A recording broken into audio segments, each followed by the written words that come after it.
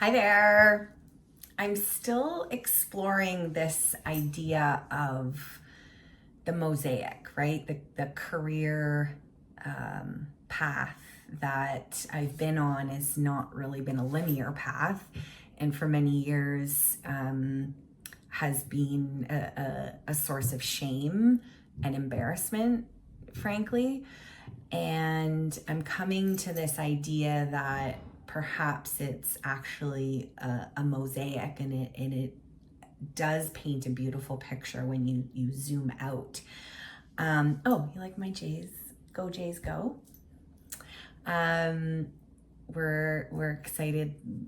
We're watching all the games and we're on the edge of our seat, so that's why I'm rocking my Toronto Jays shirt today. But the other element to this, which I've been contemplating lately, or the last few days rather, is how my ADHD diagnosis factors in to this.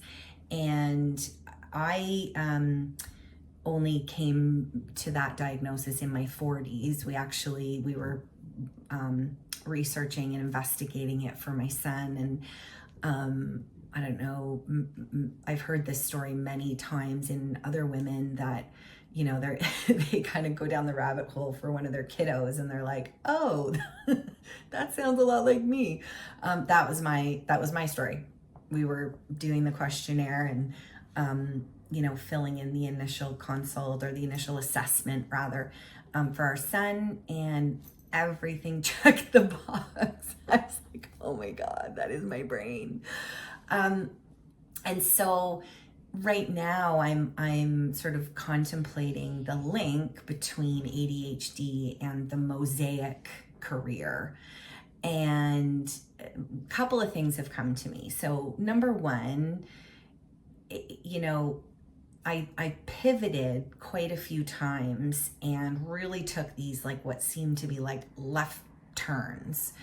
And I think, the ADHD brain is naturally curious, right? So there's this curiosity driven exploration, right? I would often in roles find myself, feeling bored and, ready for the next thing, and not necessarily like the next line up on the ladder, because I was like, well, I've kind of like mastered this, like I'm done this, and I don't need to go higher in this industry or in this vertical, because like I'm done now, like it's run its course.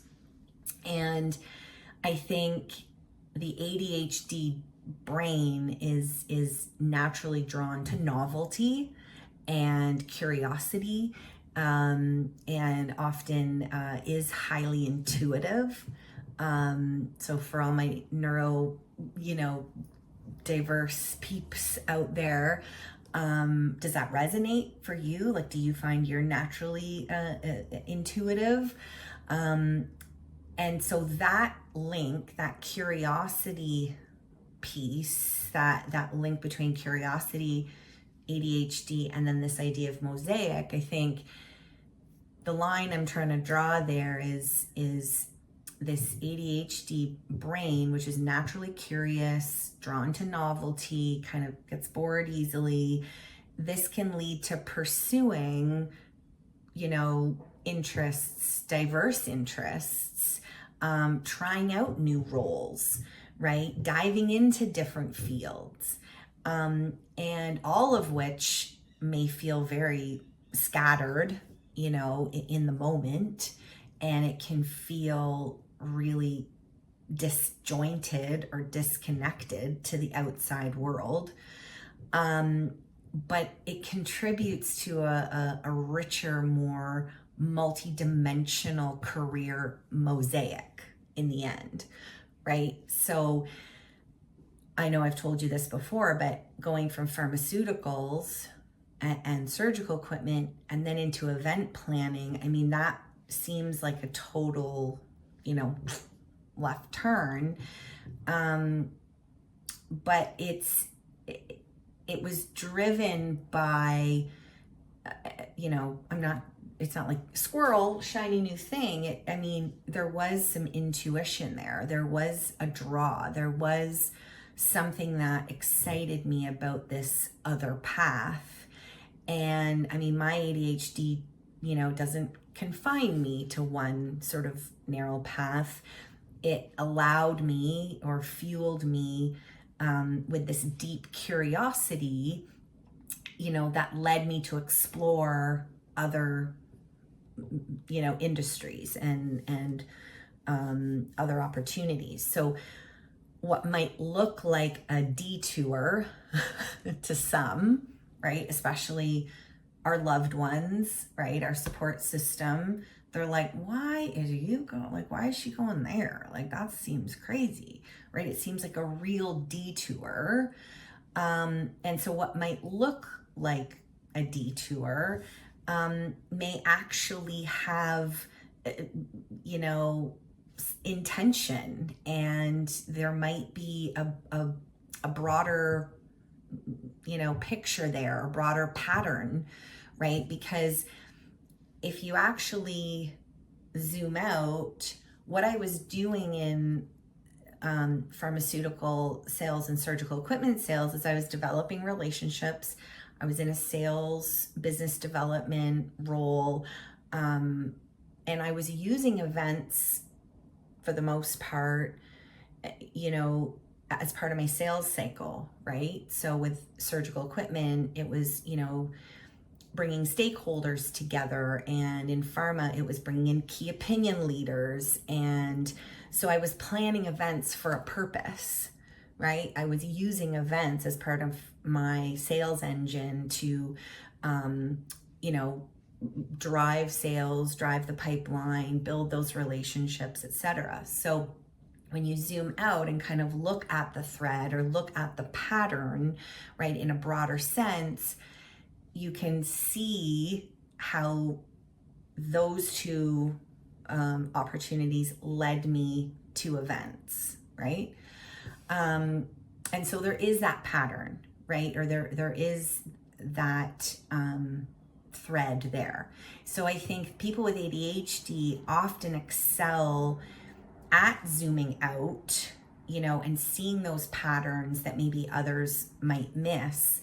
Again, I didn't do this intentionally. I'm coming to the language to explain this, at this stage of my life. Like, I did this very organically and intuitively. Again, feeling a lot of shame because I was seeking a path. I was actually seeking my thing, how I could show up in the world as my best self.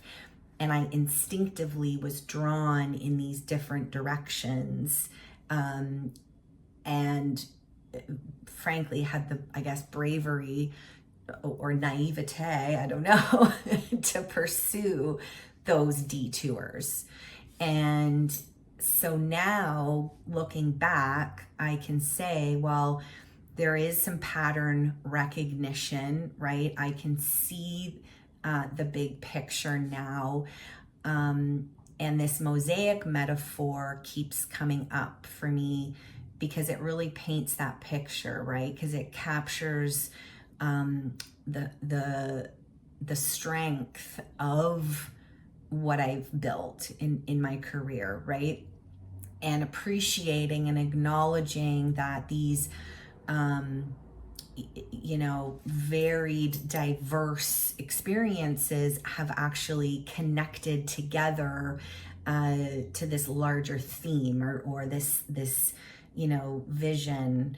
One of my strengths really is being able to see things from a high level. I think that's part of my ADHD wiring, and draw those connections across seemingly unrelated experiences, and it gives me this kind of pattern recognition, so I can look back now and say, oh yeah, that all makes sense in hindsight, right? So the ability to maybe synthesize this and reframe it, I hope it's helping you, but that's why this mosaic image resonates so much for my career journey, because again, if you zoom in on it, it looks really disjointed and really scattered and really chaotic.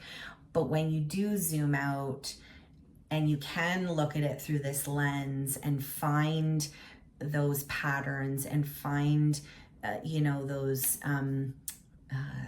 threads through what seem like unrelated experiences, then you see the mosaic, right? Then you see this beautiful, big picture. So, I don't know if that helps, but I wanted to add that sort of ADHD layer in, because being diagnosed in my 40s, I knew all along that there was, something wrong with me, so to speak, right? That I had some great coping mechanisms and some good coping skills, but I wasn't able to, focus and do some of the things that maybe my neurotypical friends could do. And so again, there's a lot of shame in that too. But,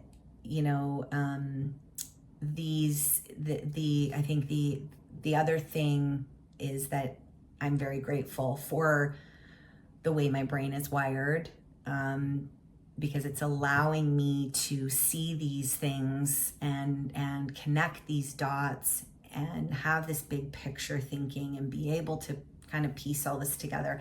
And I hope that it helps give you some relief and maybe inspire you to pivot, right? Like the thing that you've been holding off doing, the big career change or the big pivot, you've been scared to do it because maybe you're afraid of what people will think because it doesn't make sense, or it seems unrelated, or, it seems like it's a total detour.